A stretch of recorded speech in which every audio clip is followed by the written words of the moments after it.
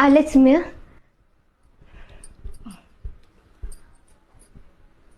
माझ्याकडे काय काम काढलं? ते हेच की आमच्याकडे बी बसलेत ना गणपती बाप्पा. हो मग मग आम्ही कसं आलो पाया पडायला, तसं केवढ्याला बी पाठवलं असतं गणपती बाप्पाच्या पाया पडायला. अगं मग त्यात काय एवढं, शाळा सुटल्यावर यायचं बघून. अहो तसं नाही जमायचं. म्हणजे आमचं गाव लांब आहे, डोंगराव आहे पाक.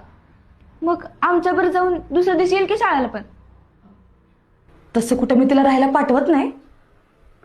पण तुम्ही दोघी कुठल्या गावच्या? ते आम्ही वेखनवाडीचं. खंडवाडी. म्हणजे ते अभिजित आणि मधुकरचं गाव ना?